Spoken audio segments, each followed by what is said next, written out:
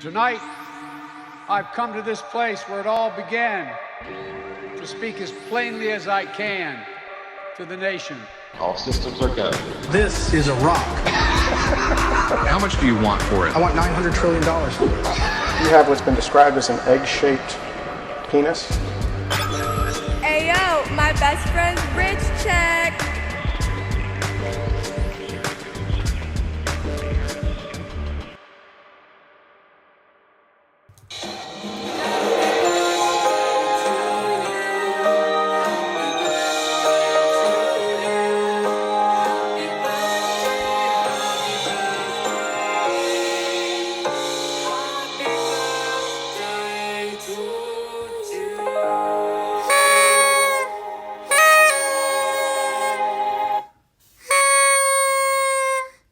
Ladies and gentlemen, welcome to Alternative Jargon, episode number 66.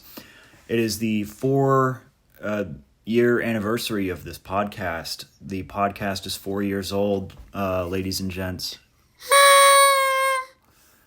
And we've got some stuff to get to.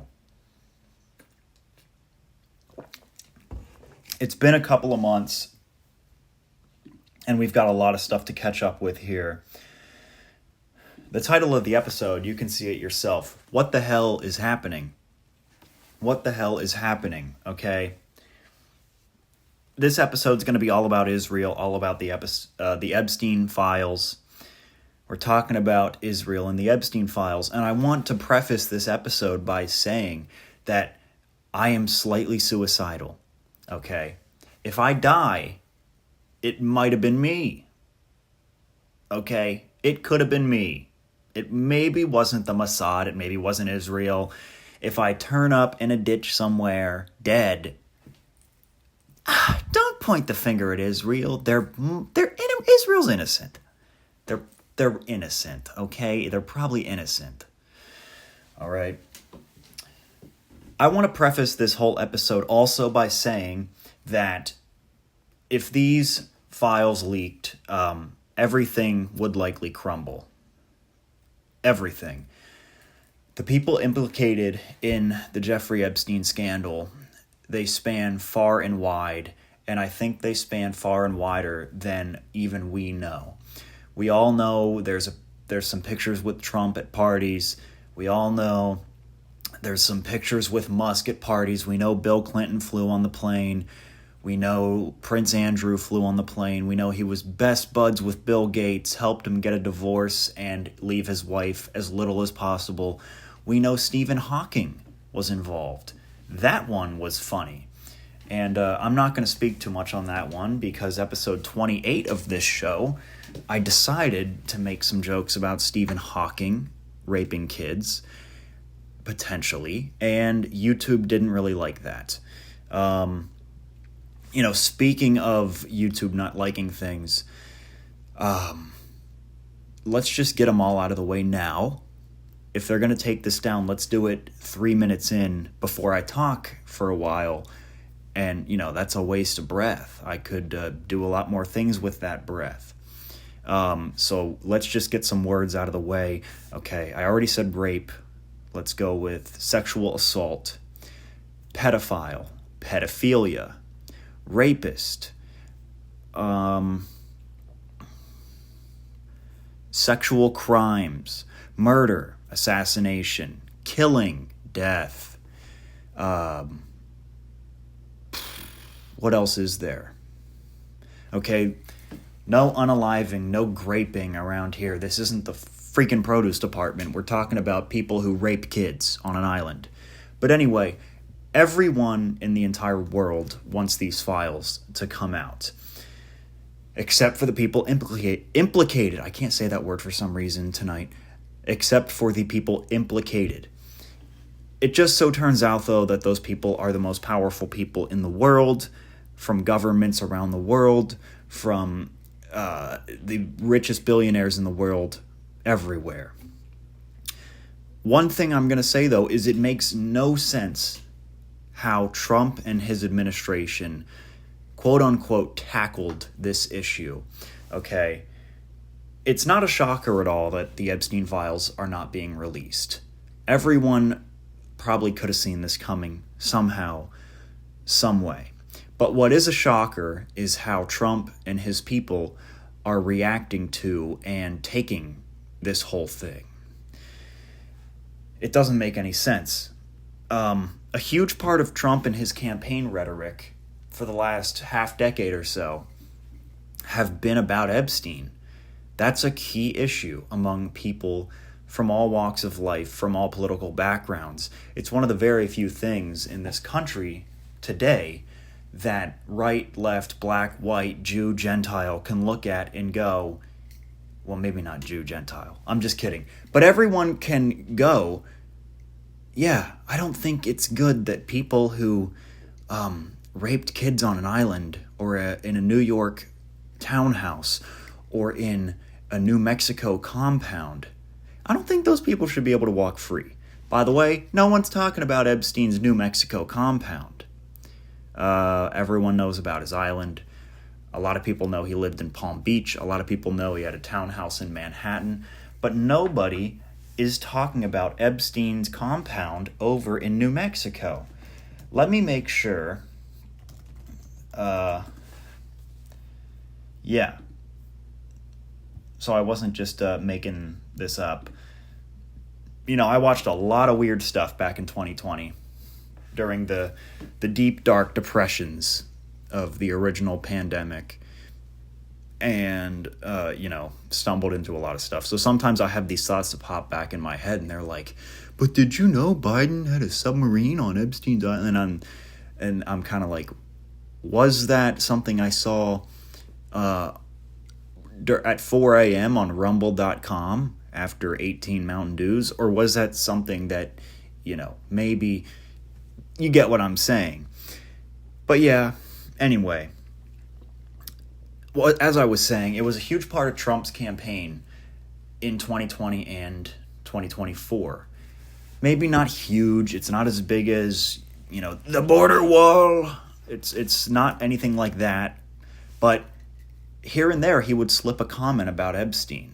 There was a time when someone asked him about Epstein or something, or Bill Clinton, and Trump said, I think Bill Clinton's got a lot of problems coming up with the infamous island.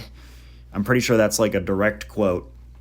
And for love him or hate him, to me, that's a huge breath of fresh air to hear someone who is at the center of the political sphere in our country and in the world even make a reference to the fact that kids were being raped on a fucking island by a bunch of billionaires and politicians. That's a breath of fresh air to me. To even have someone reference it, it's a breath of fresh air, because nobody else really in that sphere would reference it. So to me, it's like, hey, whatever you think of this guy, he's the most polarizing figure of the 21st century so far. But all that aside, it's nice to have a guy who's like, hey, maybe they were raping kids. Well, potentially look into that. And it ramped up to the point where in 2024, J.D. Vance is talking to Theo Von about cocaine and Zins or something, and they're talking about Epstein too. So it ramped up. 2024, it was a major issue. I'm pretty sure it came up in the debates. Trump says, I'll release Epstein stuff, I'll release JFK stuff, I'll release 9/11 stuff. So far, we're 0 for 3. I mean, technically, we have, quote-unquote, the Epstein files. No, we don't. We never will. But with that being said, it was nice to just have someone that would even bring this stuff up, that would even talk about it, okay? Now, this isn't me defending Trump. This isn't me doing anything like that. But who's going to disagree that, hey, maybe we should talk about the kids getting raped and killed on an island with a temple on it? That's not controversial. That's not partisan at all. But I've seen a lot of people saying that, if you voted for Trump, you fell for it again. You just fell into his little trap. Whoever you voted for, he was the one person really that was talking about it. So, Yeah, technically those people who voted for Trump fell for it, whatever, who knows. There's definitely a lot going on behind the scenes with this, but we just had a president for 4 years who would never even touch the tip of the iceberg with this stuff, okay? Trump and his team kind of had the chisel in the iceberg, and right as he was about to go and start pounding on the chisel on the iceberg of Epstein, something happened, and his hammer's now on the bottom of the ocean. He threw his hammer out. The chisel he threw it at his voters and everyone else in this country who wants justice for kids. So who knows? I guess you can give some credit that, hey, he picked up the hammer. But yeah, he had the hammer. Now the hammer's on the bottom of the ocean. That iceberg is intact, baby. But it makes no sense. It makes no sense at all, because politics is so filtered, and even a campaign like Trump's, where you go, oh, he has no filter. Look, he's still running a presidential campaign. You can't get up there and say exactly what's on your mind, or he wouldn't have lasted 48 hours in his campaign ever. If that was the case, every politician in this country would never win a seat in an office ever, because they'd show their true colors for once. And politicians' true colors, I don't think you want to see those. We think we see some people's true colors sometimes. Did you see Trump say this? Did you see Kamala say I'm talking? Those are not those people's true colors. You never get to see them. Now, Trump is as close as we've probably gotten to seeing that, but even his campaign, especially by 2024, you got Peter Thiel whispering in his ear, picking his VP. You've got all this outside stuff with Trump, because at this point, he's a legitimate figure in the political sphere within our country. He's no longer the gunslinging guy who might be in this as a joke, might not be, who knows, let's laugh him off. At this point in 2024, Trump's been president, he's been there, done that. Everyone knows that, yeah, if he wins again, that's a real possibility. So I think in 2024, potentially you have a lot more people whispering in his ear. You have a lot more behind the scenes. But this is just crazy, because even with that being said, if he had those people saying, yeah, don't campaign on Epstein, don't make any promises on Epstein, don't just keep the door shut on Epstein for this reason or for that. That would have been said from the very get-go, either of his 2024 campaign or of 2020 or of 2016. Who knows? Trump knows, along with everyone else who's potentially involved in this operation with Jeffrey Epstein, they all know exactly how they are implicated and how deeply. And it makes no sense for Trump to run on this issue and say, I'm going to release this stuff, if he knew he was heavily implicated. If he knew he went to the island and was recorded in 4K raping a child, or whatever it may be, God help us, he would not have ever let the first syllable of Epstein's name slip from his mouth, you would think. But that wasn't the case with him. And so, for many people, that was a breath of fresh air. For everyone, that should have been a breath of fresh air. If you could take one good thing away from Trump and his campaign, potentially let it be the fact that he was actually willing to make references to people raping kids. I don't want to know who anyone voted for. I'm never going to disclose who I voted for. It's everyone's own personal thing. And that's how we should go back to it being, by the way, if you ask me. But if you disagree with that, I'm not even a person to say this ever, because this is such an annoying thing to say. But if you think Epstein stuff should be covered up, then screw you, honestly. We can't live in a society functionally or with any amount of trust in institutions or whatever else if we know that people can get away with raping children and sacrificing them to Moloch on an island in the Caribbean. We just can't. It can't go on like that. We can't, that type of thing. So, the conclusion I've been led to is, I'm not wise. I'm only 23 years old, but I like to be able to read headlines and decipher what's actually behind them, because every institution has a bias. Everything is always biased. Everything is always political. You can make that argument. It's probably true. That's just, we're humans. We're imperfect. We're biased. That's how we are.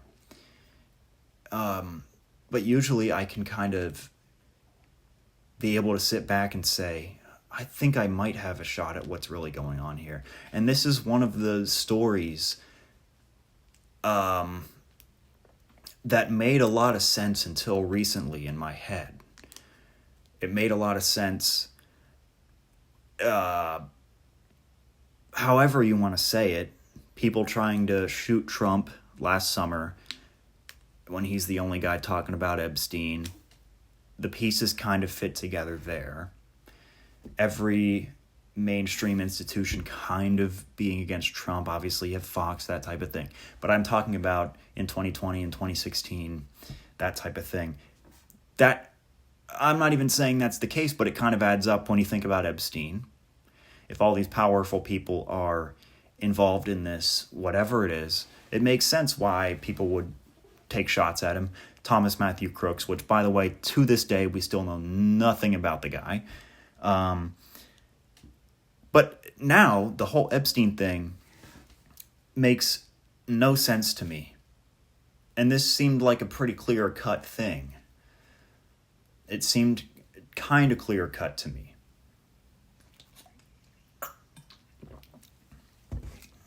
Once again, I don't mean this whole podcast to come out and sound like I am, Mr. QAnon, Trump is the only good person. No, that's not how I'm coming out. I'm just stating the fact that he was one of the very few people in Washington, D.C. to do this stuff. But you get what I'm saying, I hope. It just seems like something definitely happened behind closed doors in the last few months with Trump, with the Epstein thing, with his administration, potentially probably with Israel, with the Mossad. Something happened. We're talking about something where literally, I think it was in like March or April, Trump invited all these people to the White House, and Pam Bondi gave all these people binders. Okay, Cat Turd had a binder. Cat Turd from Twitter got a binder that was like Epstein Files, Phase 1.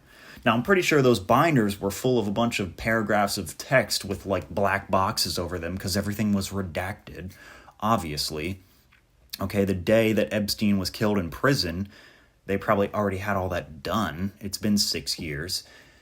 But nonetheless, they made this huge publicity stunt of, here is Phase 1 of the Epstein Files. Okay, it was like them unveiling a new Marvel era. Okay, Robert Downey Jr. came out with a green screen strapped to his body, and this time I'm the good guy, and then in 5 years when we have no money, I'm gonna be the bad guy. But why on earth would you make a huge publicity stunt of, let's invite Gunther Eagleman and Captive Dreamer and Cat Turd to the White House and give them a binder 3 inches about Epstein? Okay, and then a few months down the road, they asked Trump about Epstein. Why the hell are you still talking about that? We've been talking about that for years. It makes no sense. It makes no sense. It doesn't add up any way you put it. At all. Now, this has been one of the fastest moving administrations that I've probably ever been alive for. Every day there's a new thing. Every day there's a new whatever. It's actually been part of the reason why I've struggled to come up with ideas for episodes recently. Not that the only thing I ever talk about is politics, but it's like every day you get on. And, yesterday we were building Alligator Alcatraz for illegal immigrants. Then now Trump's a pedophile. And then now Palantir is getting their stock jumped. And every day there's something. Now, I guess it's a very big dichotomy between this administration and the last, which Trump and his people love to say, we're getting a lot done. We're getting probably a lot more done than Sleepy Joe did in 3 days in the White House. Whatever. But yeah, it's hard to come up with stuff. By the time I release this episode, this probably won't be relevant. The bombs might drop. I don't know. Who knows? And that's why the title of the episode is What the Hell's Going On? But yeah, it's tough because even this issue, a week or two ago, I would go on Twitter and see a tweet from the White House or something, and the White House and Trump and everyone in the political sphere was like ratioing Trump and the White House. They would tweet like a picture of a Mexican guy getting his head chopped off or whatever the hell they post. And people would reply and be like, hey, you rape kids. And it would get like twice as many likes. And already that's kind of fallen to the wayside. It seems already that's kind of out of the way somehow for a lot of people. We've moved on. Today I got a TikTok on my For You page of Trump walking on the White House roof, and all the people are like, he's so funny. I saw one comment that said, like, you're a pedophile, you fuck kids. And it had not as many likes as the people saying he was funny. So it's like, guys, we're already moving past this. And this is the biggest story in the news cycle consistently for half a decade now. When this first blew up, I was moving into my senior year of high school. I'm now 23. I work full time. I mean, this is the biggest news story in the last, since like 9/11 maybe. Epstein. Everyone knows about it. Everyone knows what happened. And, this is one that just can't be swept by the wayside. We've been in wars before. Russia's been in wars before. Israel is in wars all the damn time. But this one is like, hey, this is a new one. This is people raping kids, and they aren't Nittany Lions from Penn State. Whoa.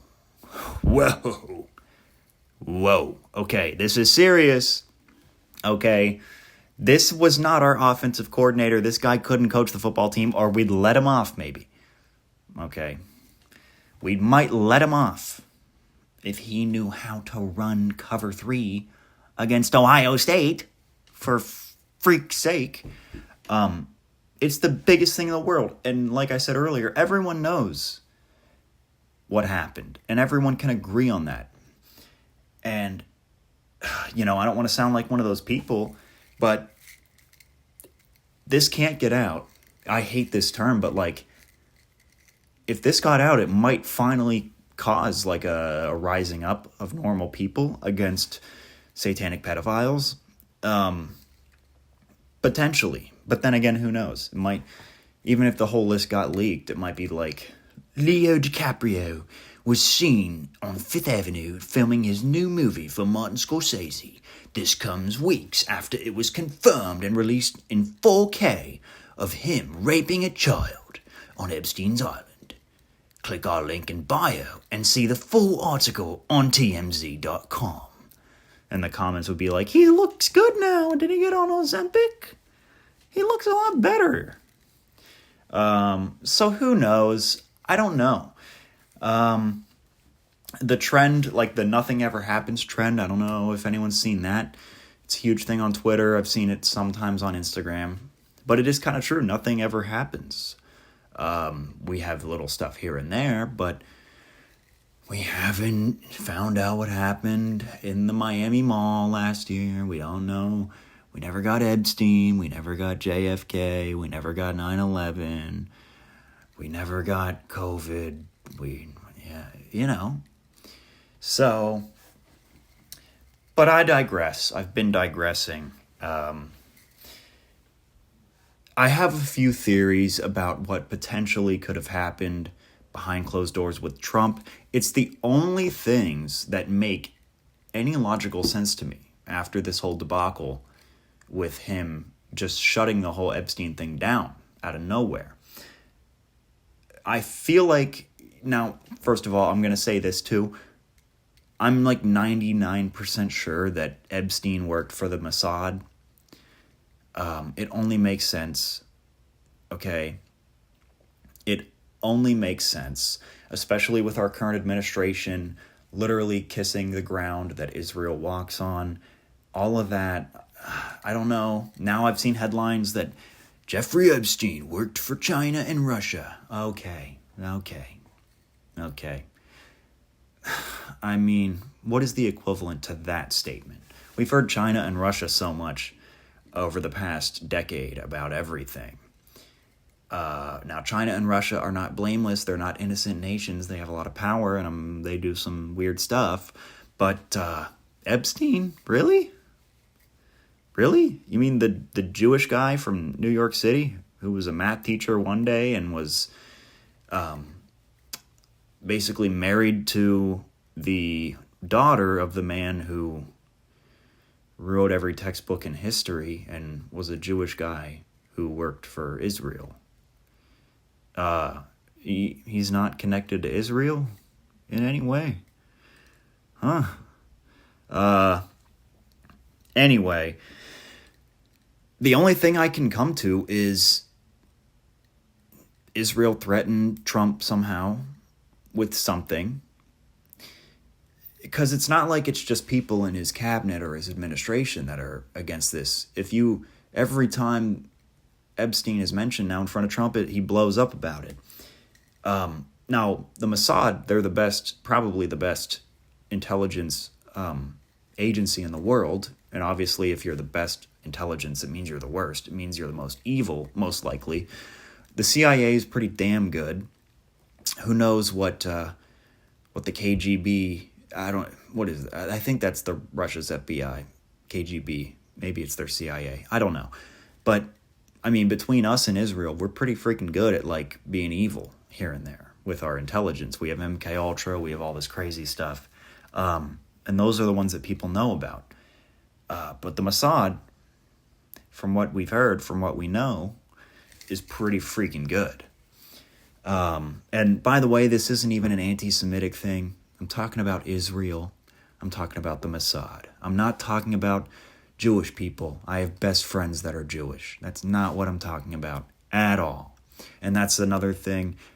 It annoys the crap out of me that now if you come out and say something that's, I don't like Israel. I think maybe starving kids in Gaza isn't great. Then it's like, you're anti-Semitic. No, I'm not anti-Semitic. I'm not. Literally... I'm not going to sit here and virtue signal. But anyway, but my point is we have no idea what modern intelligence agencies are truly capable of. We had MK Ultra. We had pouring crack into the black communities in the 80s. There's countless things. They're definitely still active today. That's for damn sure. In fact, they're probably more active now than they ever have been before. And we don't know what weapons are at their disposal now. God help us, now that AI is so powerful. You use ChatGPT at work, which, by the way, if you do that, log out, get out of here, click that X, whatever. But, like anything else, the access to artificial intelligence that we as regular people have, there's no way that that's exactly what the government has, what these agencies have. So that's one thing. Who the hell knows what these people can do? We have no clue. But the biggest thing with this Mossad theory is it's hard for me to think of how you threaten Trump right now. How do you threaten Trump right now? If we're going to go with this theory that he stood down from the Epstein thing because he was threatened with either the release of something, which makes no sense because he built a campaign on this. He knows what there could potentially be released. You don't build a campaign knowing that. And then make a publicity stunt. But anyway, I've said that already. But I don't know how you threaten Trump right now. He's been the center of American politics for a decade now. He won a shock, upset election in 2016. He served a full term. He is a convicted felon. Many people hate him. Millions of people hate him. Millions of people love him. Millions of people are in the middle. And now there's a hell of a lot more now that just went over to the dislike/strongly dislike tile because of this Epstein thing. But how do you threaten a guy who, like I said earlier, love him or hate him, he somehow Donald Trump prevails. Somehow he always prevails. He always has since he entered this arena 10 years ago. He always has. From the starting gun of his campaign until now, the first day he launched his campaign, he talked about building a border wall. He said some controversial things that sparked a fire in the media from day one. And he has had Kevlar on and has just gotten through it all ever since. He was shot at last summer. I don't know how you threaten the guy. He has Secret Service detail everywhere he goes. He's the most protected and secured person probably in the entire world. So I don't know how you threaten him. He's in office right now. What do you threaten that guy with? He's 79.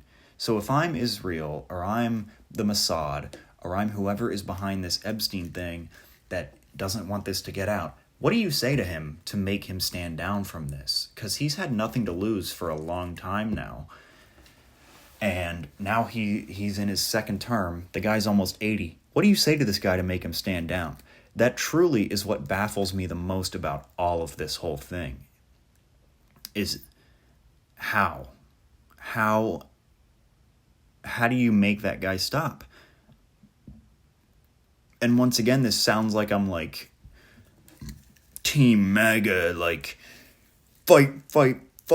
Trump got threatened and he had to stand down, but have trust. Patriots are in control. That's not what I'm saying, but that's the only logical conclusion I can come to when you campaign on this thing. You make promises about it. You inch your way up, about to jump off the diving board, do a somersault, expose pedophiles, and light the world on fire from that. And then you go, no, I think Obama did it. I think Hillary Clinton's behind this. Let's not do it. And if you bring it up in an interview, get out of here. That makes no sense. It makes no sense at all. And look, trust me, I've made as many jokes about Trump being a pedophile as anyone else. But then every time I say one of those, I'm like, but it just doesn't make any sense. It doesn't make an ounce of sense why he does this.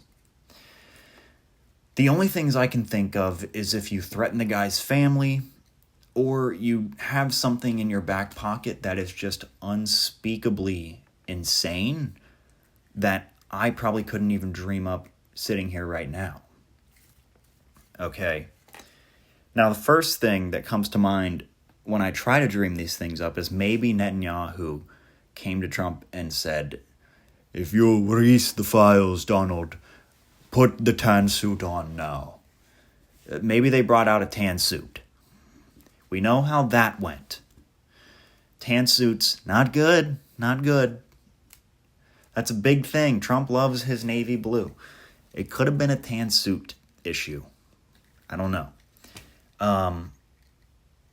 But, yeah, that was a joke. But, like I said earlier, AI, crazy out of control, even for civilian use.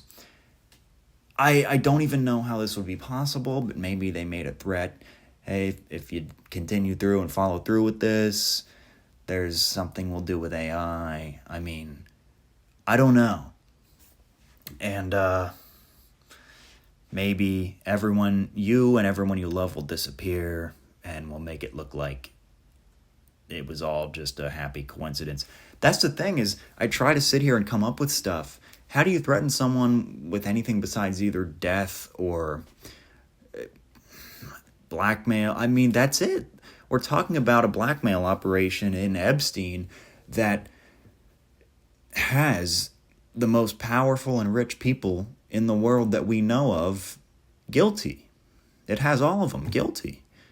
That, for the worst crime you could ever possibly commit, which is raping and sexually assaulting kids and potentially killing kids. Who knows? That is the top. That is the absolute top crime ever you could do. What more is there to do besides that? I don't know, maybe if there was a guy who had every nuclear bomb in the world and just blew it all up besides him, maybe that's a little worse, but I don't know. A world where no one's alive and a world where everyone's alive, but behind closed doors, kids are getting raped by everyone who governs you. Which one's actually better? I'm not quite so sure, but I think you can answer that for me. So, how can you escalate beyond that? How do you escalate beyond that? Seriously, it makes no sense. And I haven't, I listen to a lot of different people. I listen to right perspective, left perspective, middle perspective, crazy perspective, fluoride stare perspective. I've seen a lot of different stuff. It's one of my, actually, I don't want to brag, but one of my biggest brags is that I see memes and headlines from all different sides, and I love it that way. But I haven't really seen anyone say this, is that how do you escalate beyond the rape of children to threaten a guy or to somehow get him to stand down or do whatever with this? It doesn't add up in my head at all. And, if this was Mossad, these are the people that, put bombs in beepers and then send them to their enemy and blow them all up. These are good guys. These guys know how to do it. They know what they're doing. So, I mean, anything you could dream up at this point could be possible with this. But I just don't know. I don't know. This is an issue with a lot of levels to it, with a lot of big questions and ones that I don't have the answer to. But I just had to say that is, I just don't know. How do you escalate from raping kids? I don't know. But anyway, that will kind of conclude the Jeffrey Epstein thing. But another Israel-related thing is now all the congressmen and women, I guess Congress is on recess, and they're all in Israel. So recess in Israel. God knows what that means to these people. Okay. God knows what recess in Israel entails, okay? I don't think they're over there playing kickball. It's more like lick the balls of children. Am I right? Dodgeball, more like dodge bail. Huh? Okay. Two-hand touch, more like two-state crutch. Let's get Gaza cleared out, am I right? Red Rover, send money on over. That's it, folks. That's all I had. That's the entire of my armory just unloaded on you until I get sent more from Washington, D.C. But anyway, we're an occupied country, it seems. Israel owns us. Israel owns most of our congressmen and women. Israel makes decisions. Israel spends all the money in the world to elect who they want to elect, to voice the voices they want to voice, it seems. Once again, not anti-Semitic statements, anti-Israel statements. Israel is a country, state, Or is it a country? Whatever. Anyway, a lot of stupid stuff going on. But anyway, I'm going to take this opportunity to endorse Randy Fine for president in 2028 because he loves Israel more than anyone. And if there's one thing I know, it's that Israel has the best things, the best interests of all of us American people at heart. Okay, let's... God. Anyway, it's good to be back. Happy 4th birthday to the podcast. Thank you so much for listening. Thank you so much for watching. And we will see you in the next one. Hoping to start these up again. But yeah, I have a flight to Tel Aviv to catch. Goodbye.